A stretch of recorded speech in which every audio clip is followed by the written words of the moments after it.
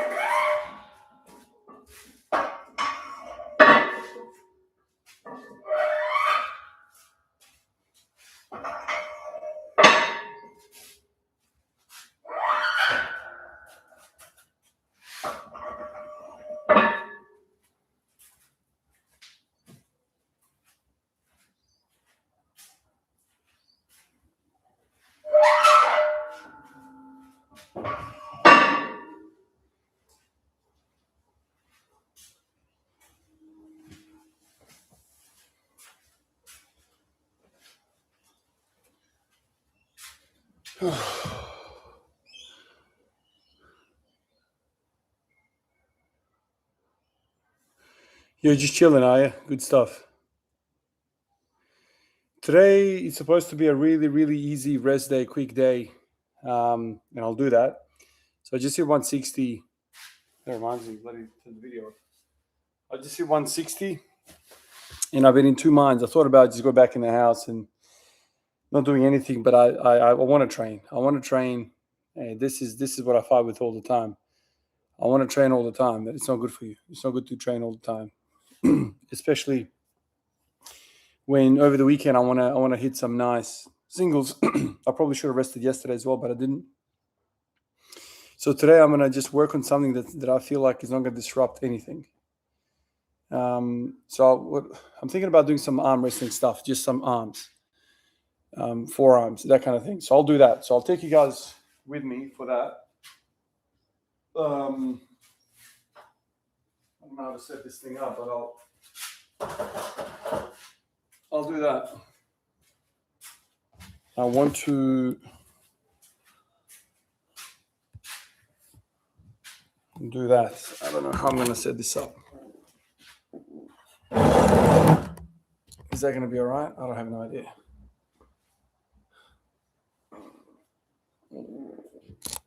Like that, something like that. Now, I need. Why is this so freaking dirty? What is this shit? So freaking dirty. Damn. Where's the other one? The nice one. Oh, here it is.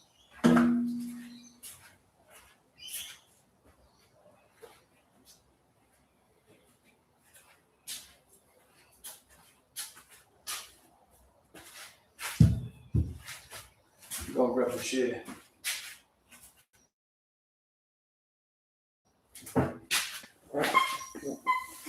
Is this gonna work? I wonder.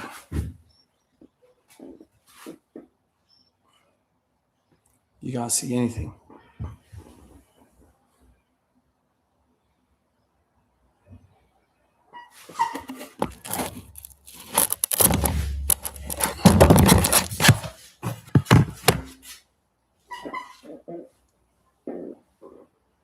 Maybe that's better, huh?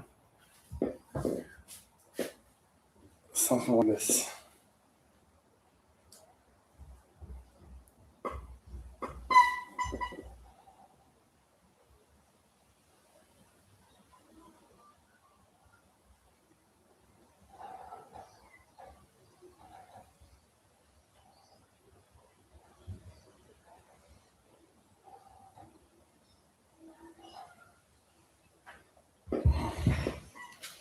That's 30.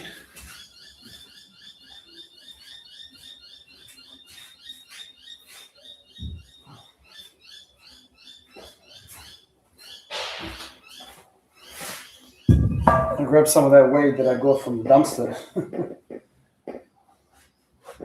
It's gonna come in handy right here.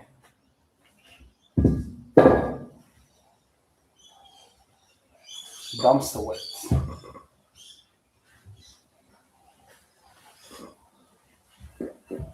So that's 15 kilos, yeah? 15 kilos.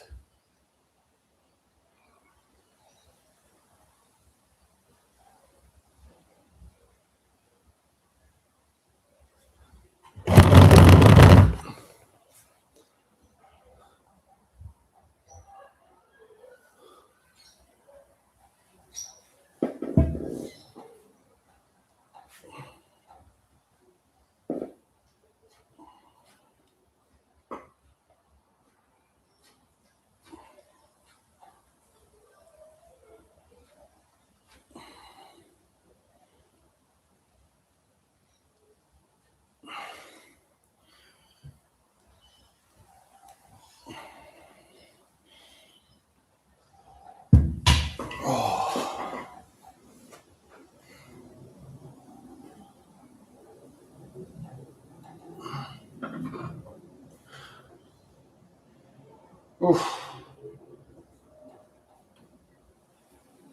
That's a really good forearm exercise right there. Oof.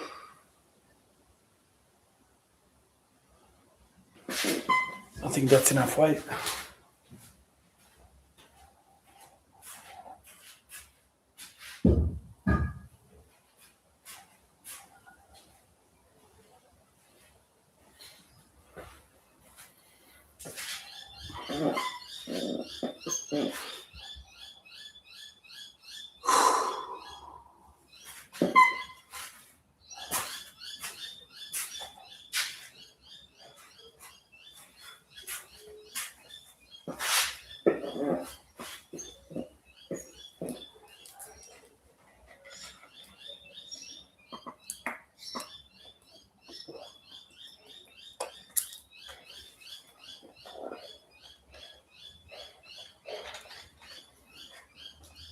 How is the cut going? Oh, it went really well, and I've stopped it since.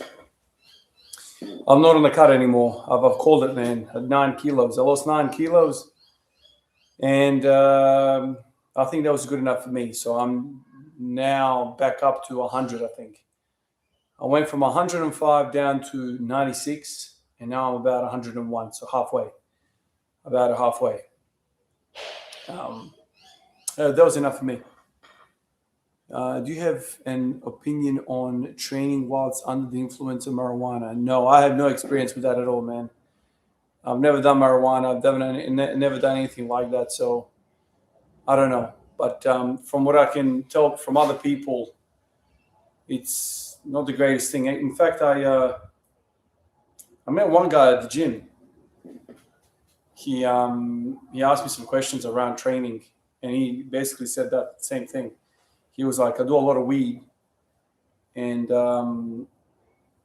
he basically said that the weed transformed his body. He went from like somebody that looked like he was fit to soft, soft physique, no motivation, not just for training, but not for anything. And so he was telling me at the gym, he's like really, really keen to stop the weed and get back on the training. Because if you think about it, a lot of the training is mental, man. And if you're taking something on board that's going to take motivation away, then I don't know if that's going to be, beneficial for you.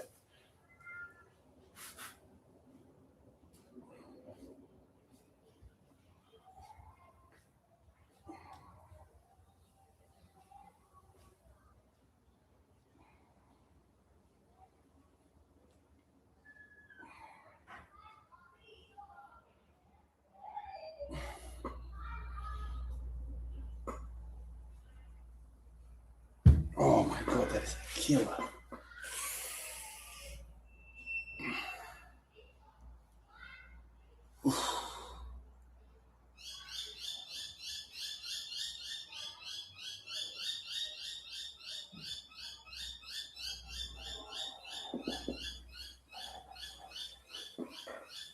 Hey, man. Warrior 81. I'm good, man. How are you? What's going on with you?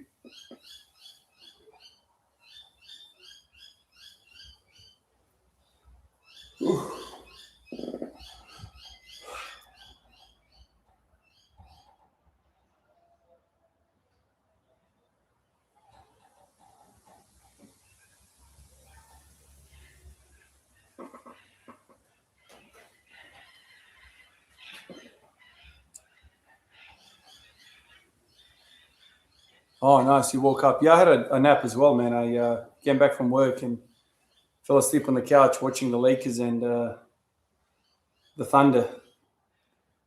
It was a blowout before I knew it, and I just put my head down for 2 seconds and bang, I was gone. I think I lost interest in the second quarter. Oh, those boys got smashed.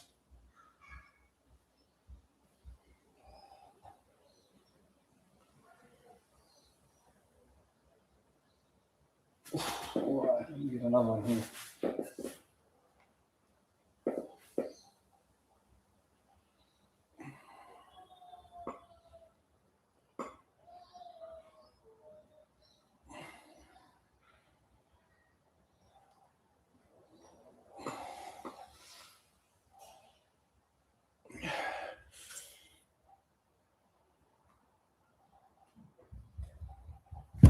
Oh, it's 3.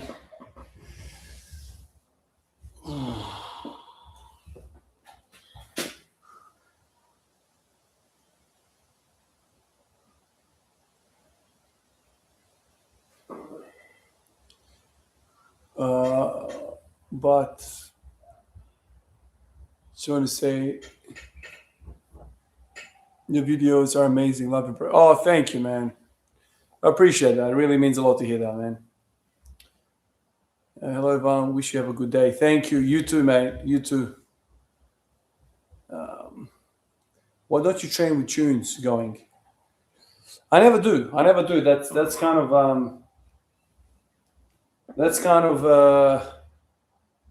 part of the the philosophy, I guess. When I first discovered squatting every day and the Bulgarian method and training every day, high frequency training, music was a big no. It's a big no. You can't train with music when you train every day. And the science behind it is that music is a very powerful motivator and a very powerful stimulator. And what they say is that the arousal, or the arousal level, is far more costly than the actual physical movement that you do in the training.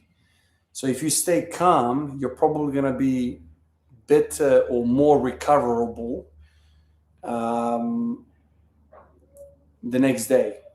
So if you stimulate yourself too much mentally, pre-workouts and things of that nature, it makes the recovery much more difficult. The central nervous system firing up every day when you train is very difficult for the body to come down from. The physical exertion that we do in the gym, the muscles in a calm state, is not as disruptive, which is probably against the mainstream. Everyone just goes for the stimulants hard, but in a way it takes away from their training because of the recovery. Is also amazing. You might say it's not, but I think it really looks good, bro. Oh, thank you, man. Really appreciate it, dude. How to achieve your exact physique? Oh, I mean, I'm not a physique guy. I've never really had that as a main goal, man. For me, it's always like strength training, trying to improve the squat and the deadlift first and foremost, and then working on all the other stuff. Working on bench press came later, and overhead press, pull-ups, push-ups, all that kind of stuff. I always had these goals, but it was always performance-based. I never wanted to have a physique as a primary thing, or like everything came as a secondary. So if you just focus on your numbers, get your squat to 2.5 times body weight or whatever, it goes a long way.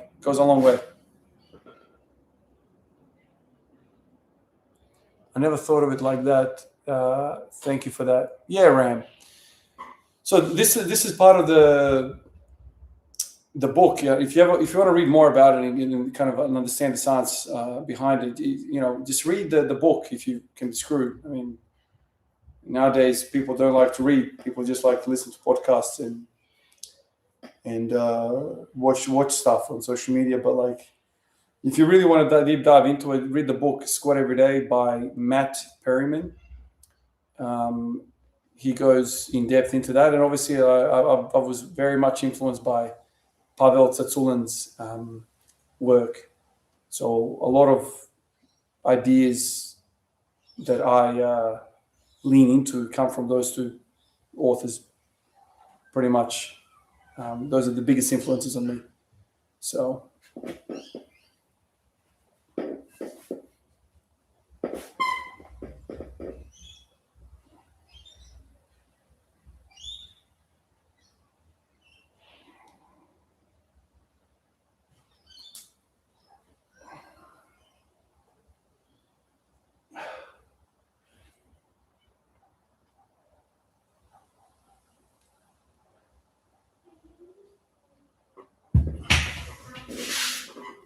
Oh, God.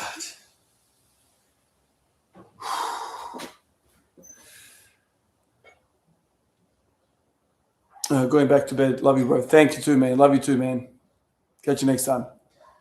I train for my ideal physique over strength, though I do care about my bench press, front and back squats, and OHP. I stay away from deadlift since the risk to reward isn't worth it to me. Fair enough, man. I just stick to barbell rows and bodyweight pull-ups and wait for my back strength. I'd like to work on my lower back more, but I don't know what exercise to do to work on them. I don't know if you guys know Charles Poliquin. That guy, I think it's Charles Poliquin. Yeah, I think it's Charles. He was a very, very renowned trainer was very, very respected in this field of performance. And I think he holds the record. I don't know. I once heard this, and it really didn't make sense to me. He sent the most amount of people to Olympics out of anyone. And I'm pretty sure that's just in the West, because I'm pretty sure Ivan Abajev and all these guys in the East sent more athletes. But anyway, so he was like a very, very respected Olympic coach. And he said that if you develop your back, training the lower back, developing your lower back transfers to everything, even your bench press. So if you increase your lower back strength, your bench press increases. If you increase your lower back strength, obviously your squat and deadlift goes up. But it's like unrelated movements improve with lower back development. So in a way, the lower back is the most important part of our body. It's like, according to him, crucial. So like 45 hypers, GHDs, that kind of thing, do it all the time, obviously along with many other things, barbell lifts. But so thinking about the lower back and how it works and all that stuff, I think there's something for you to discover there. Even though you might be interested in physique, maybe just improving your lower back strength will go a ton towards that as well. I know physique is mostly upper body, and that's kind of what people, turn towards because they want their V, and developing big muscle mass up top, improves the physique in general. But if you improve your lower back, maybe all of your numbers for upper body goes up as well. And then next minute, you have a better physique because you've developed a better back. Lewis, man, how are you, bro? Good to see you. Lewis, are you really born in 1995? I don't know why I thought that. 1995. You're like 6 years younger than me. Saboda says, Ivan, my man, how are you today?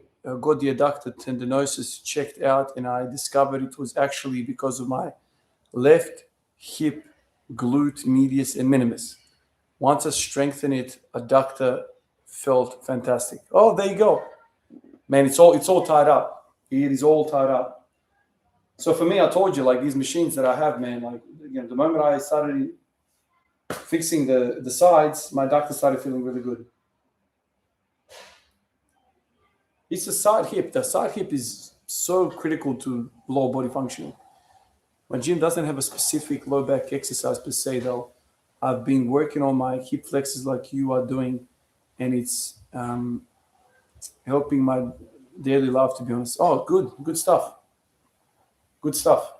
Yeah, people always talk about, there's show muscles and there's go muscles, and like the hip flexors are really the go muscles. Hip flexors, glutes, and all that stuff. It's not sexy stuff. People don't like training it, but it makes the core being that you are better.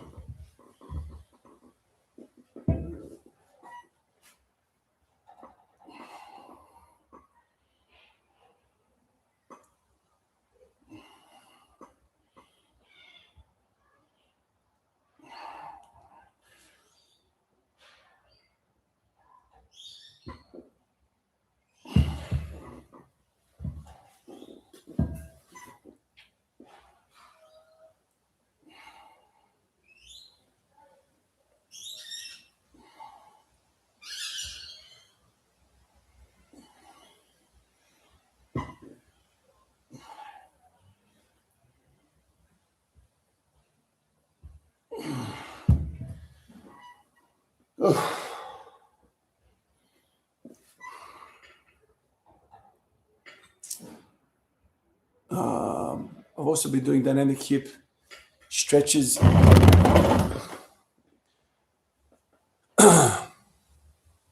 and movement mobility has been. There you go.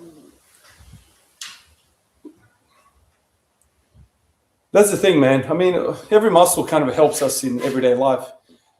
I was having a conversation with somebody here the last time I was doing heaps of lives, and they were saying how, we were talking about a similar topic, and we were saying how, lower back and, legs are kind of more useful everyday life and stuff,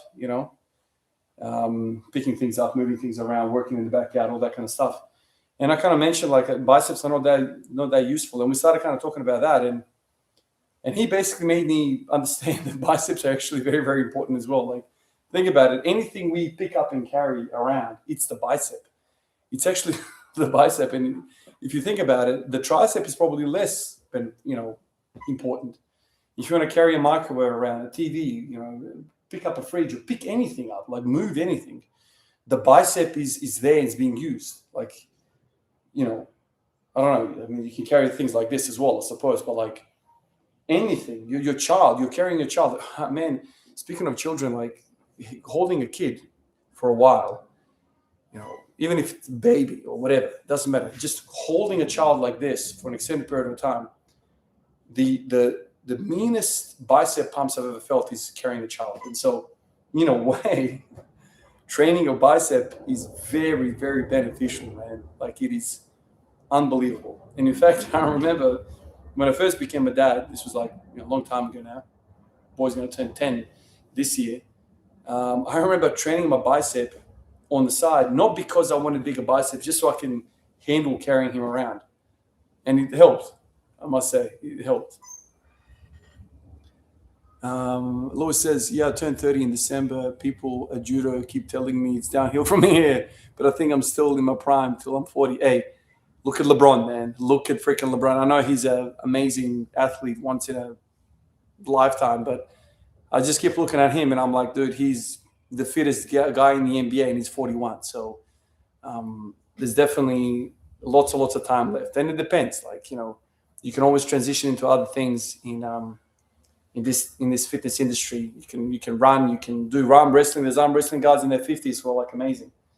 There's always something that you can be doing. It's not downhill per se. Maybe, sure, you'll never run a faster 40-meter dash than in your 40s than you have in your 20s, but there's things that kind of get better maybe with time. So it's not all doom and gloom. My gym buddies chirp me when I use those HIIT machines at the gym every time. It's not very popular. Yeah, I know. I was talking to a guy at work today. He was telling me the same thing. Because any chance I get, I talk those machines up and we start talking about deadlifting or squatting or whatever. I'm like, explore these machines. It's worth your time. And usually people are like, are you serious, Ivan? But then, nice. Lights turned on. But then they quickly start to understand that I'm not just saying for the sake of it. It's actually very, very beneficial. It's not pretty, but it's beneficial.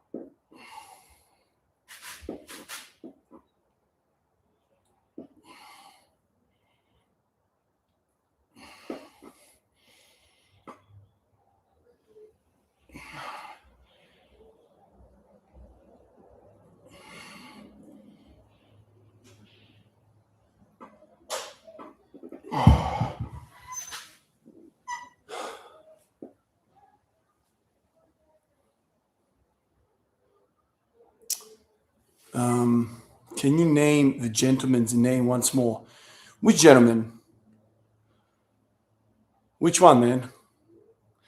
Do you want to go? The reverse hyperextension has other people's bottles and towels on it most of the time. Yeah.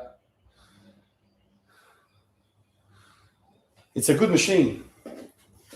These machines, man, even if I move away from the idea of training this machine and also the GHD, I'm never going to get rid of it, ever.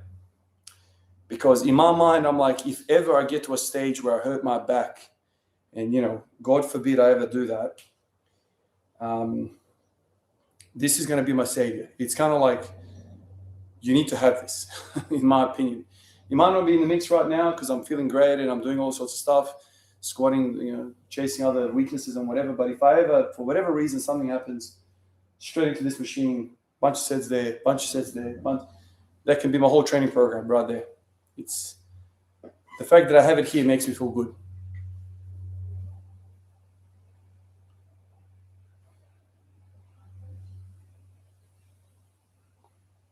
I'm a big arm wrestling fan. Todd Hutchins is my favorite. Oh, there you go. Yeah, I've seen a bunch of his videos over time. I've only discovered arm wrestling maybe the last 2 years.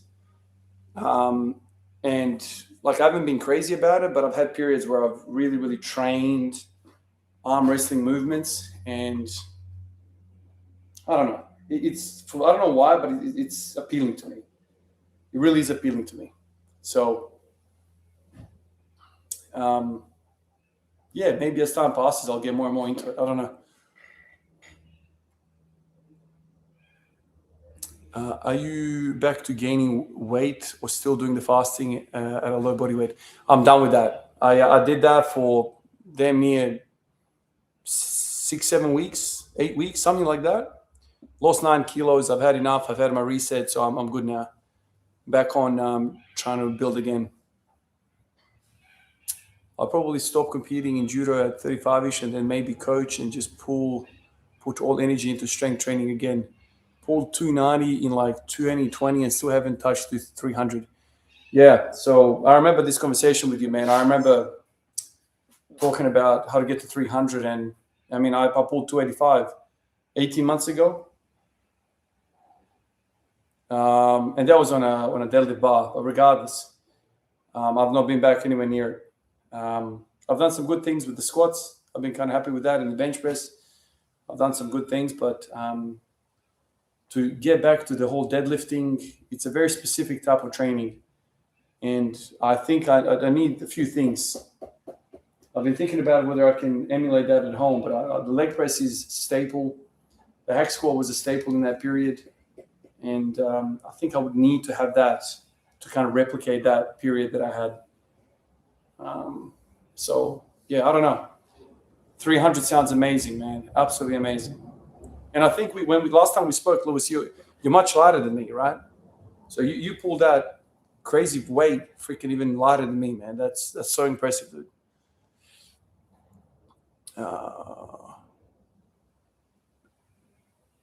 In regards to the lower back studies, what did I say? Charles Poliquin. There's a Q there, Poliquin. So Google him up. He's the guy, I think he's an American guy. Very tight-lipped about all of his stuff, but in the later years of his life, he kind of he became popular. Look him up and what he thinks about his lower back. It's very interesting to think about. Farmer's walk is great for forearms. Absolutely, man. I'm smashing suitcase carries at the moment. Do you train obliques currently? And where are you up to? Thought on bent over barbell rows. I want them to be more scap movement rather than arm. Yeah, Lewis, I've only recently introduced side bends. I did some wood choppers recently with the cables. I like how that felt. So then I progressed to belt squat side bends, and I went crazy one day, and literally, man, it took so much out of me that I was sore in my ribs, in my thoracic spine, in muscles that don't usually get sore. The obliques were sore. The QL was sore. Everything was sore, man. Like, I felt smashed. And so I've not trained it in the last, I want to say 9 days. I think it's been longer than a week now.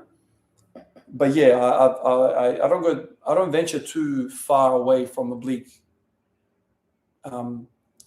thoughts. During that deadlift period, where I added 20 kilos, I was doing suitcase carries like mad. That was a big part of once a week I would do suitcase carries, and I was varying it from like I don't know, 50 kilo dumbbells. Was I picking up 50 kilo dumbbells? I can't remember now. For, walking 10, 15 steps to using like a 30 kilo dumbbell and walking 100 steps. So I was kind of mixing it up from week to week. It's one of those things that you can't really measure how much benefit that, offers. But you're right, obliques, very, very well discussed over the course of history in this strength world. Super Training, the book, talked about it, how obliques produce most of the intra-abdominal pressure that we produce. It's about the obliques. So if you're interested in strength and performance, I guess more so than aesthetics, obliques is where you need to be absolutely thinking about. It just changes everything. It changes the way you think about it. If you think core is a very important, dominant part of performance. If you think core is important, then obliques is the very next door.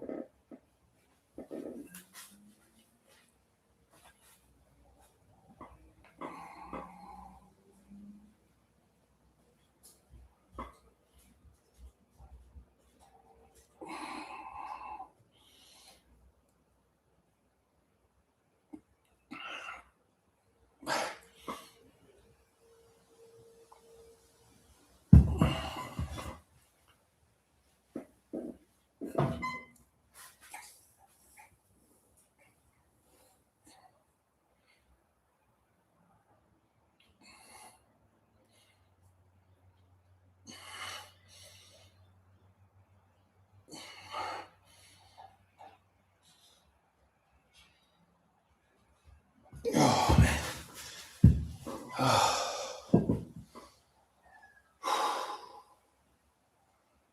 God, kills the traps. I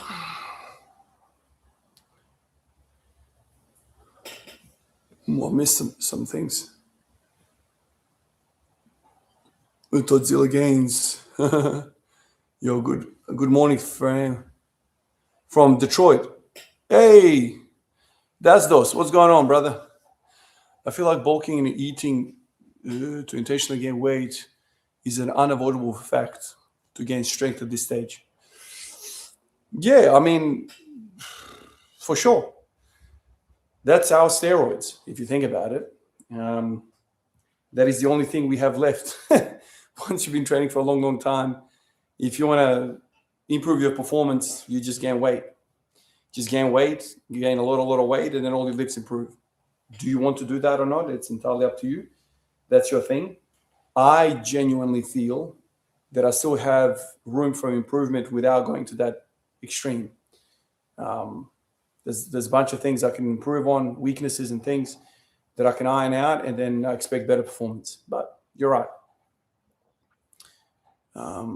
Do you ever miss training at a commercial gym amongst other people? I do train at my friend's home gym most of the time, but we do tend to miss the vibes with other people training.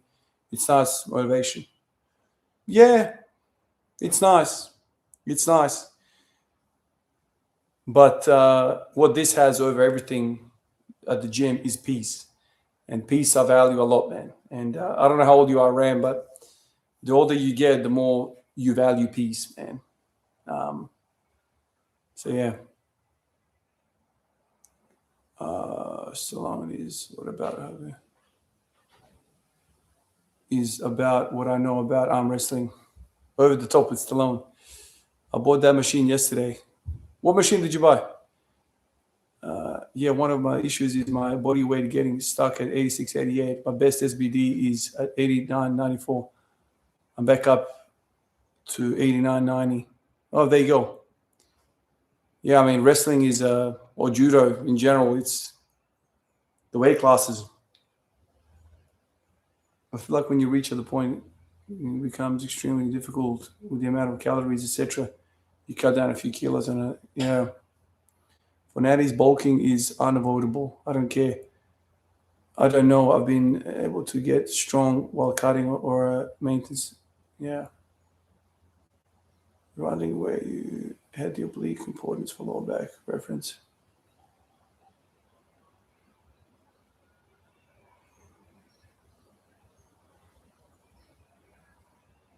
Nah, all good, Lewis, man. Suitcase carries are the absolute shit. Oh, I know that's those. I know where you're going with this. I know exactly. We've talked about this, haven't we?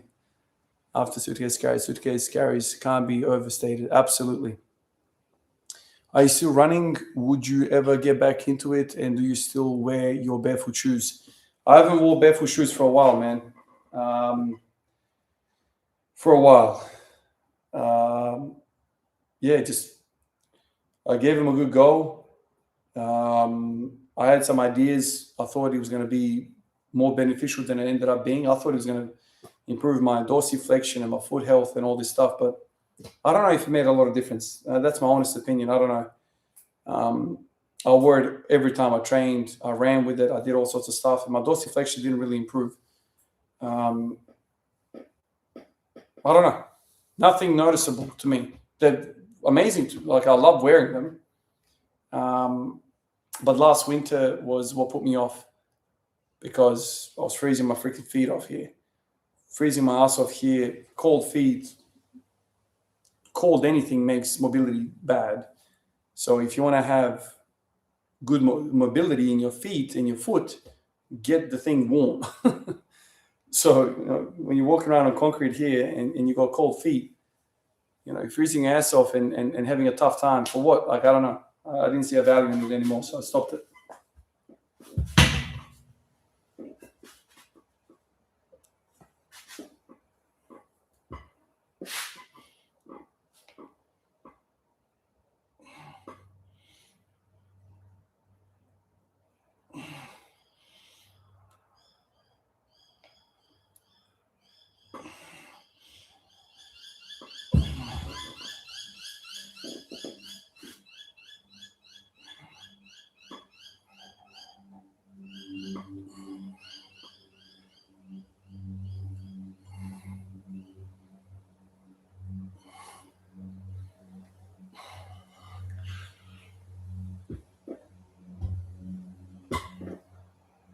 That's 4 sets.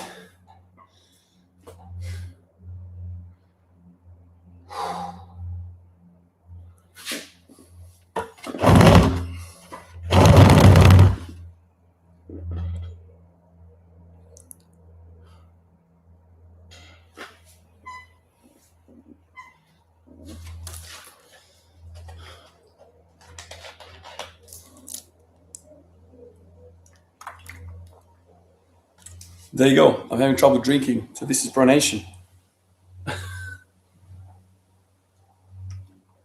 I need to pronate the bottle into my mouth. I'm feeling shaky.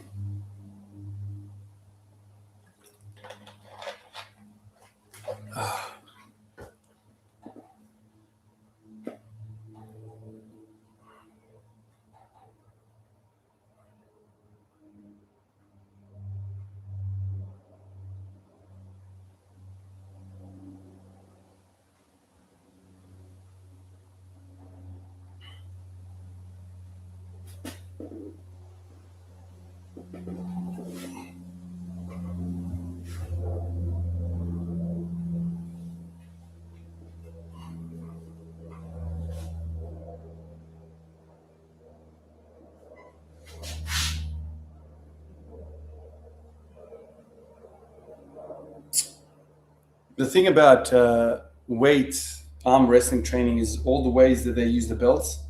I'm just thinking to myself, I want to do some supination now. I've done pronation, I've done rising and pronation. I'll go one more set of pronation. And then I want to do some supination. So I'm thinking it's the one that goes around the wrist.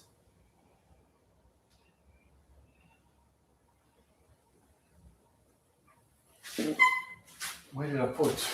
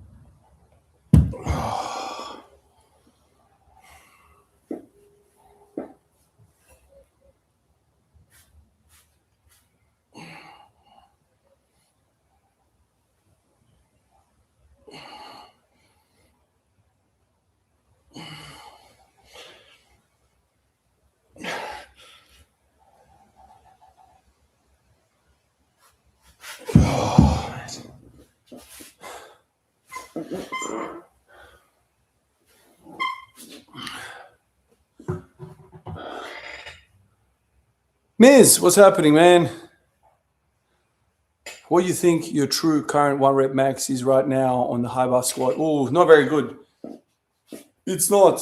I don't think I can do 220 now, to be honest with you. I've got a lot of fatigue. I need to get back to I'm now in the building stage, so it's not a great time to test anything.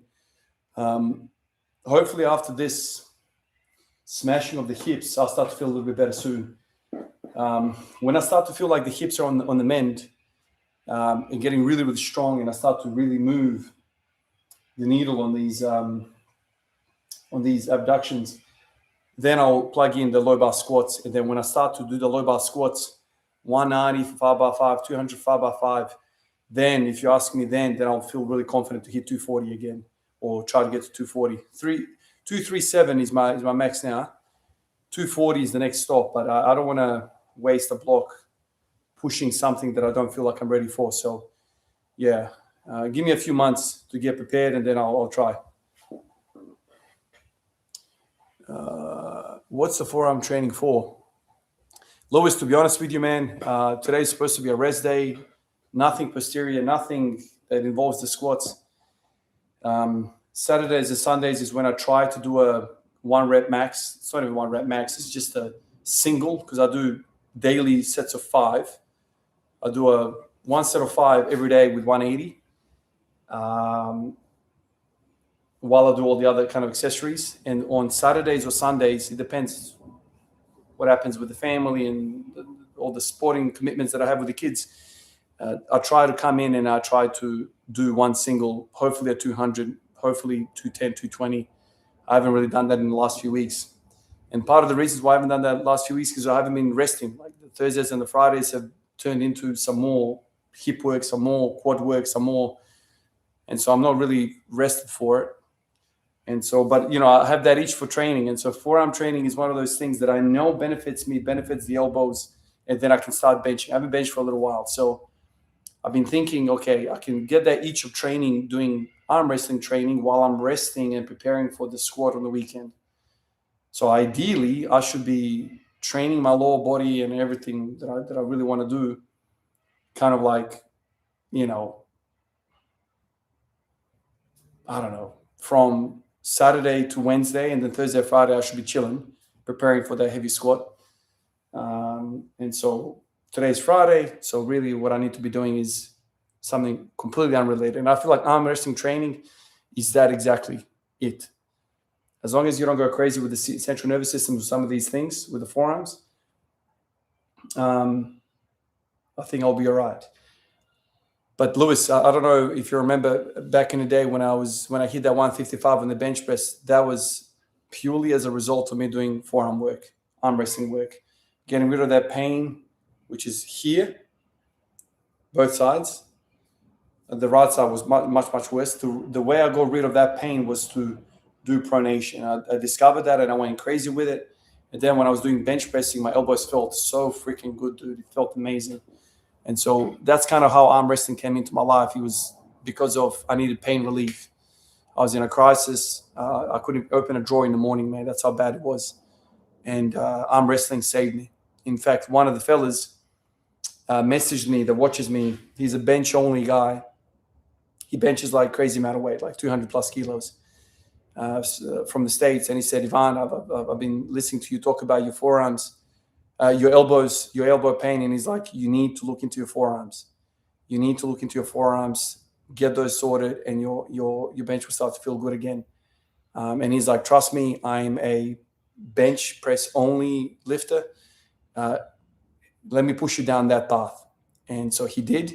And I started looking at all these different things, forearms. When you start looking at forearms on online, very quickly you start to bump into, guys from the arm wrestling community.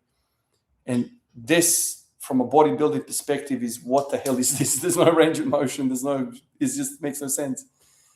But this stuff is the best stuff you can do for your forearms, in my opinion, in terms of health, in terms of like holding your wrist straight. It's amazing. And so this is what you need strong in order for you to bench press. So compromising the wrist was doing some weird things in my elbow. And when I fixed the wrist musculature, forearms, everything started to feel good.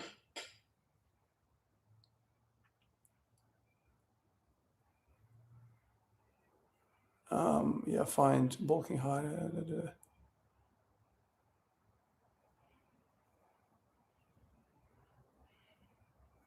How you even score 220 without any support is crazy impressive.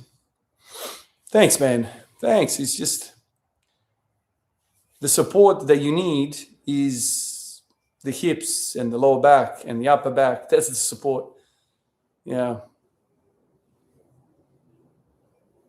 I've got to get some kettlebells. I've got some kettlebells. A friend of mine gifted me a 32 kilo red kettlebell that's somewhere here.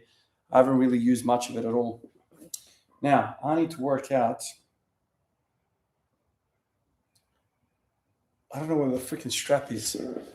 I need a strap. Where the hell is that strap?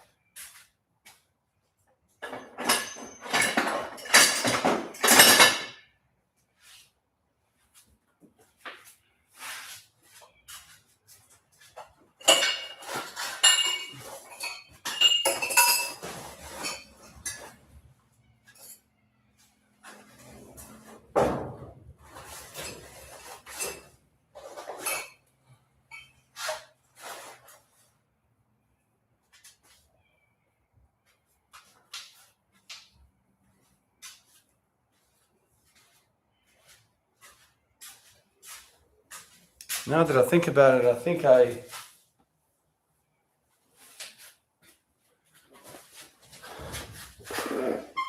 I gave my brother-in-law that purple strap.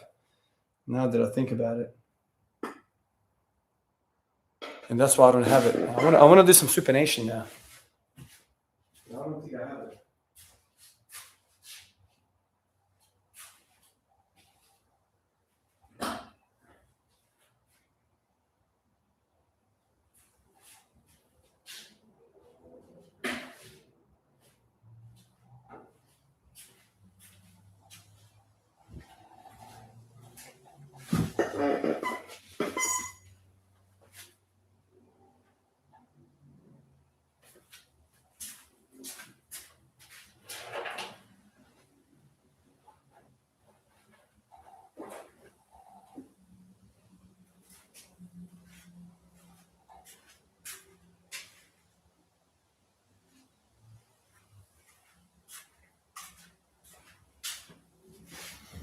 No, I don't have the strap. Now, what do I do now?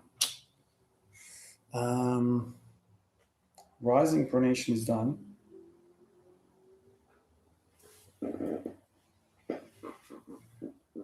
Well, wherever it is, I won't be able to do this much weight.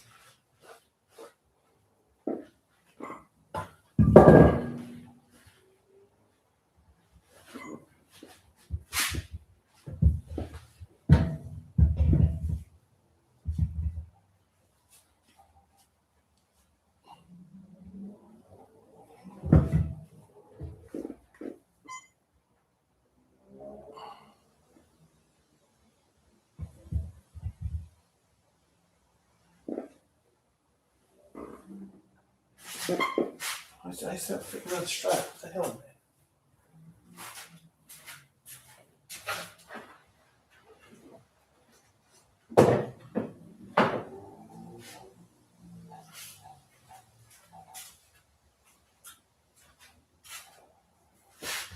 man? No. Can't find anything now.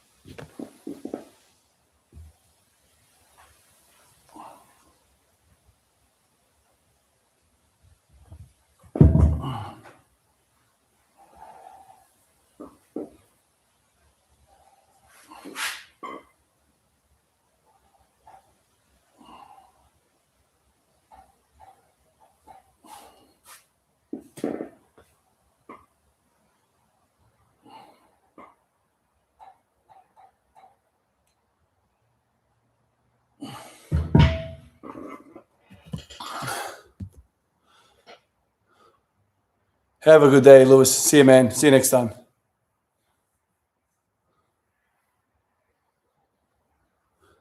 Without knee sleeves and belt, you're a squat. You're a beast, mate. Elite strength. Your fireplace squat, elite level strength. Thank you, Miz.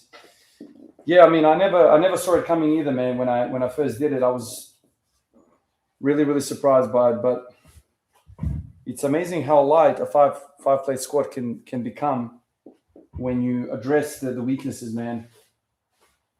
It's one of the best feelings ever. You touch certain weights as you're kind of going through your journey as a lifter. And I remember multiple times over the years unracking 220 and thinking, holy shit, I will never be able to squat that. That is way too heavy. It's crushing me. It's folding me over. But then over time, as you get better with these things, you start to kind of fill out your frame and you start to work out exactly which part of your body is failing you. And you work that out and you start kind of slapping on strength in that area, and then everything starts to feel good. So for me, to this day, if I can unrack a weight and feel like it's not crushing me, I like my chances.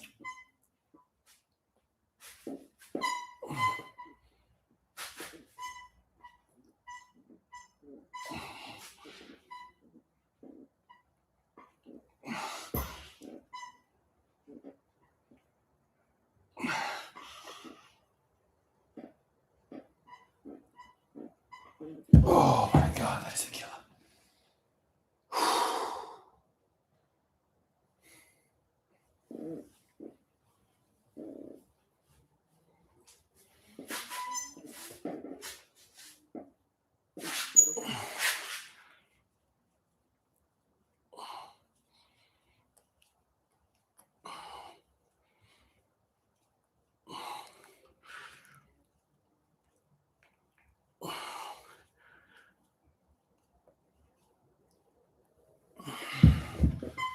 All right.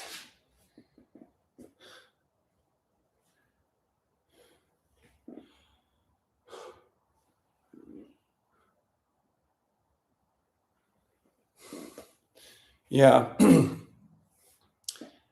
Probably you're right, 1% of the planet. But, out of how many percent of the world actually train?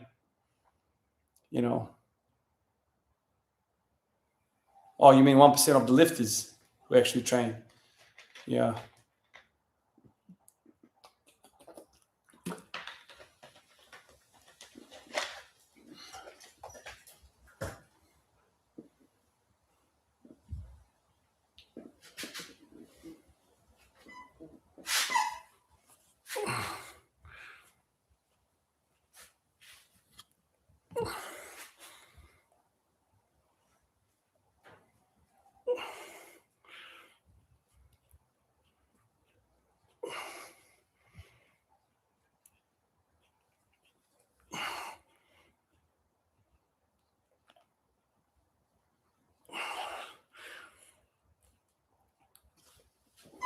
Oh, fuck.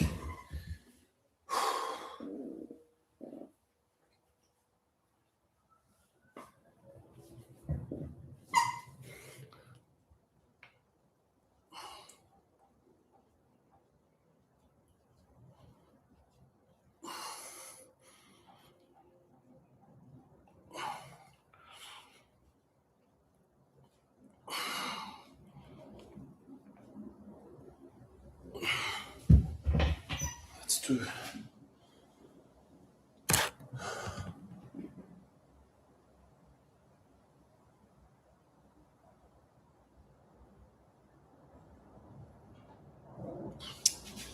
Yeah, no, I'm a fan of it, man.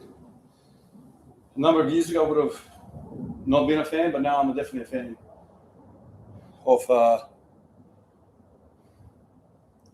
all this forearm training. It just feels good.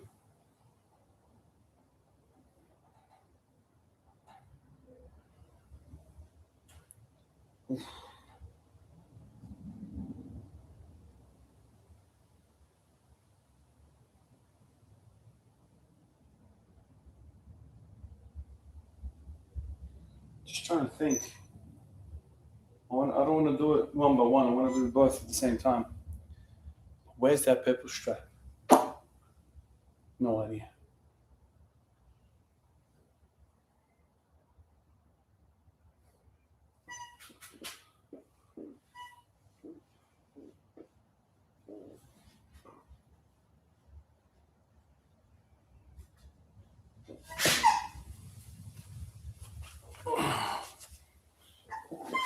Oh, God.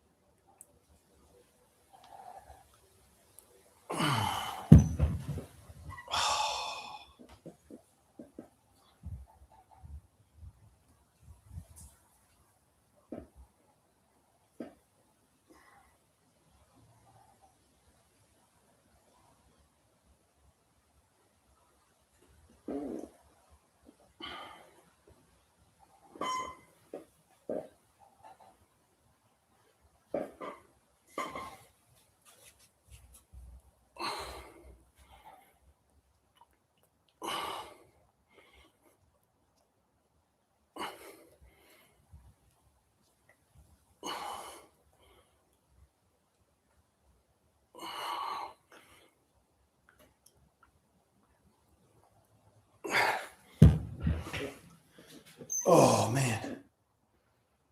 That is so tough.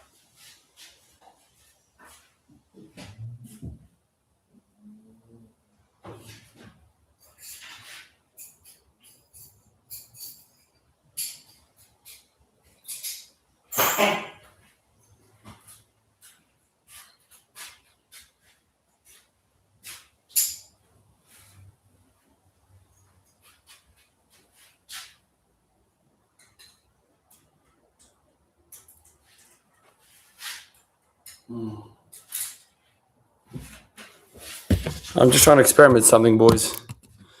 I want to see if I can make this work over here with this cable thing.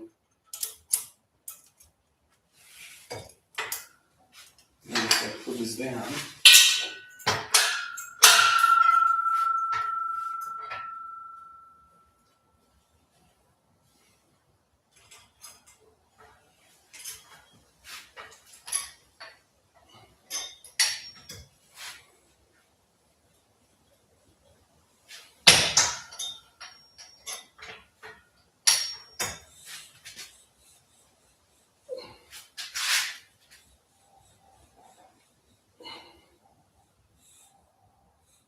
It doesn't really work with cable, does it? It doesn't really work with cables at all.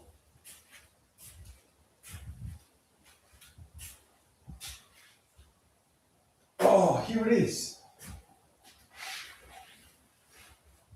Oh.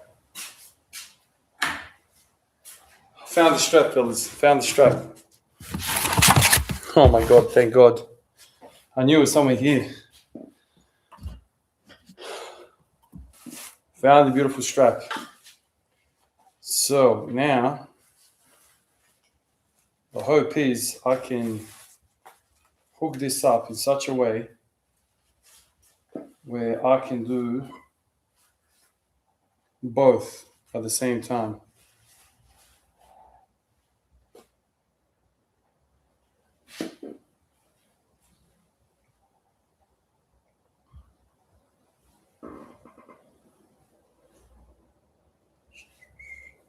So what have I got going on here? So then you do this.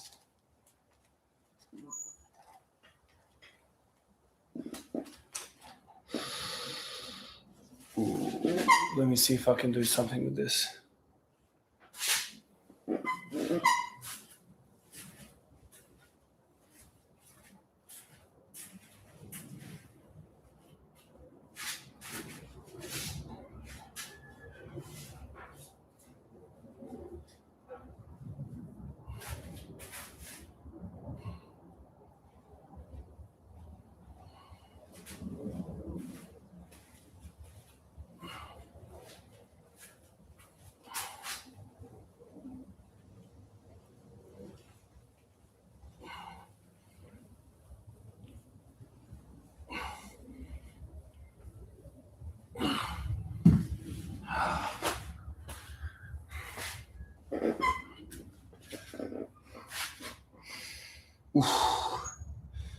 Do you think you have reached your genetic potential in all of your compound lifts? Oh, absolutely not. Miz, no way. There's much more to be had there. Definitely, man.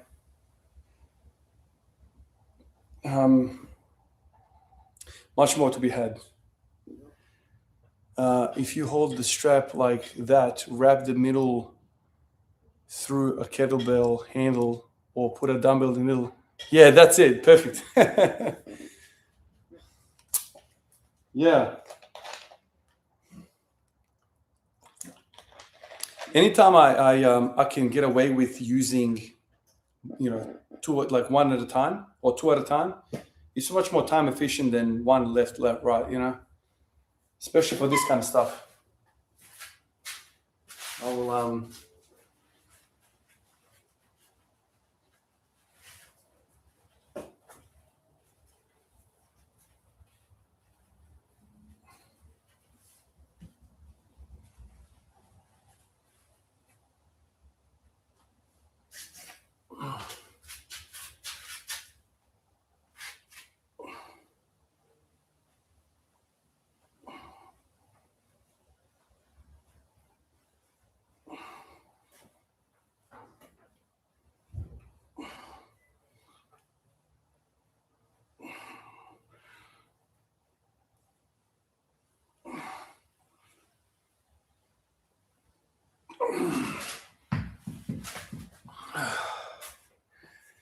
man, that's a good exercise. Fucking hell, man.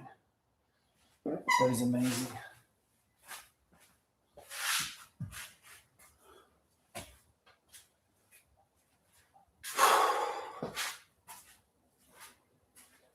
Always have to think about the kids and where I put these weights. I don't want them to get pinched.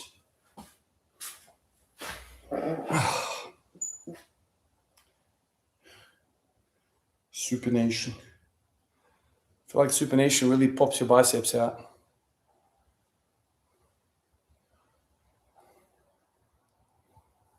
Really does.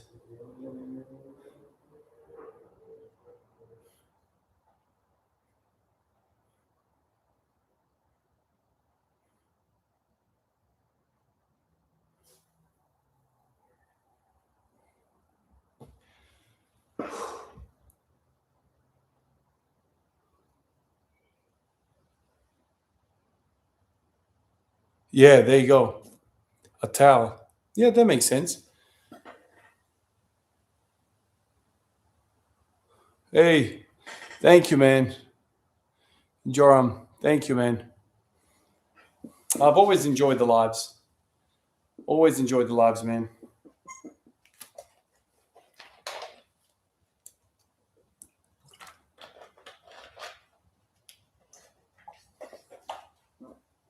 I'm gonna try and do a couple more of these sets. See if I can record something here.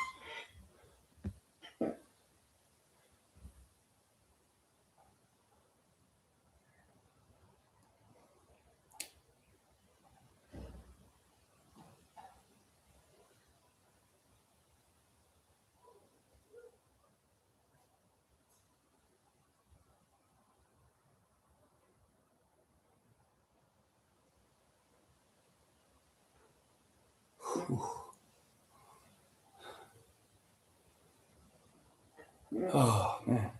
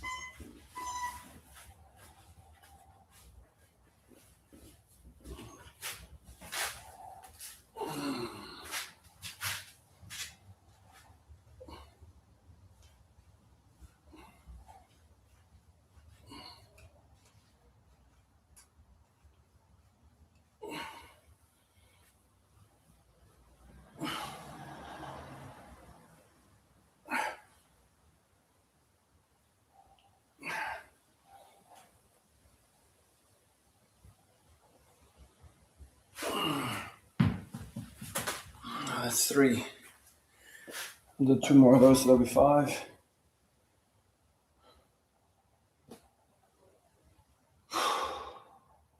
Amazing. Loshmir says, hello from Serbia. Started doing squats every day for a few weeks ago, so I'll watch your content again. Pozdrav. Pozdrav, brate. It's good to hear, man. Doing squats every day has got many benefits. It's great for you, man.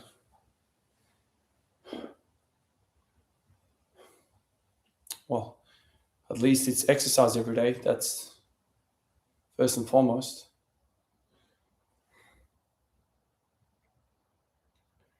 Oh, man.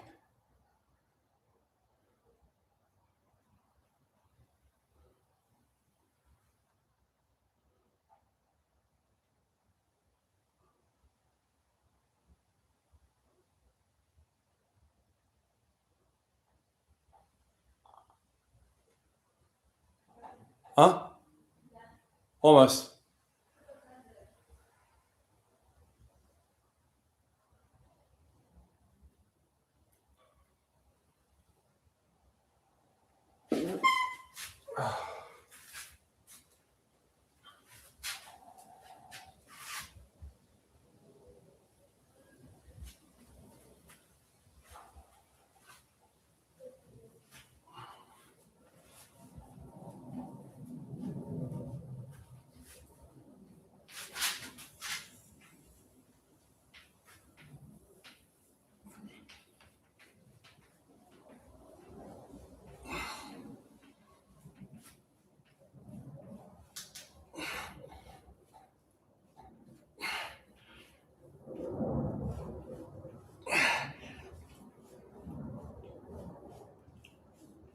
Oh, man. That's number 4.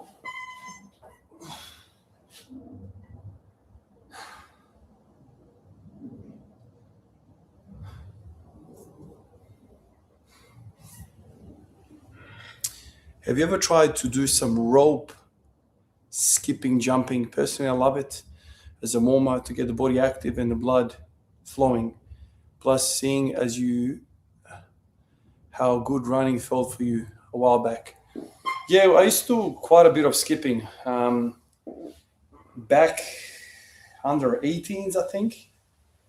Skipping was like was our, I think it was under 18s. Was it under 20s? I can't remember now. Skipping was like one of the things that we did for basketball as a warm up. I can't remember which age group it was. So I used to do a bit of skipping back then. And I agree, it's amazing. It's really, really good. I mean, there's a reason why boxers do it all the time. You know, it kind of makes you be on your balls of your feet, conditions you to be in that position. For sure. I mean, it's good. Many things are good. Over the course of the years, I've kind of worked out what I need to do specifically for the squat. And I reckon I would have tried skipping at some point over the last 6-something years. And it wasn't aha for me. It wasn't an aha moment. Yeah. But if you're training and squatting is not your main goal and fitness is in general or whatever, I think it's great. Absolutely. Definitely gets the blood pumping. It's really, really good.